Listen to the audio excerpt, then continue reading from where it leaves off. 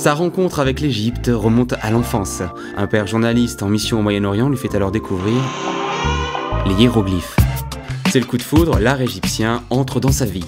Tour à tour archéologue, commissaire d'exposition et conservateur de musée, Guillemette Andrelanoë finit par connaître la consécration en 2007, lorsqu'on lui propose le poste de directrice du fameux département antiquité égyptienne du Louvre.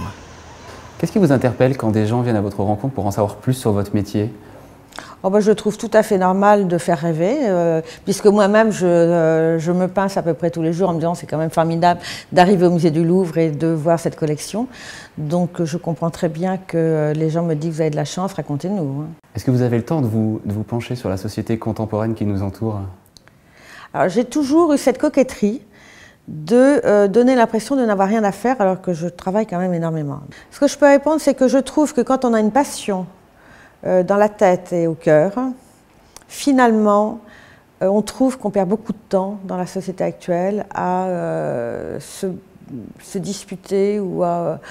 Les vrais problèmes, les Égyptiens les ont rencontrés, hein, c'est la maladie, c'est la mort des enfants, c'est les difficultés comme ça, quotidiennes, la famine. Qu'est-ce que vous aimez faire qui n'a rien à voir avec l'Égypte et l'archéologie ? Oh là, beaucoup de choses. Alors, ce que j'aime beaucoup faire, mais alors je vais avoir l'air complètement ridicule, je couds beaucoup. Je suis d'une famille où quand même l'étude est une valeur très reconnue.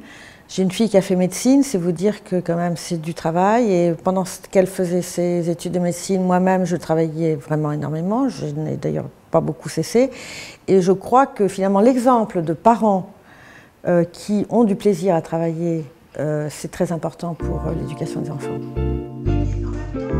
Toujours investie dans un travail de recherche, Guillemette Andrelanoë prépare une biographie de Ramsès IV, un pharaon qu'elle connaît bien et dont elle apprécie la compagnie.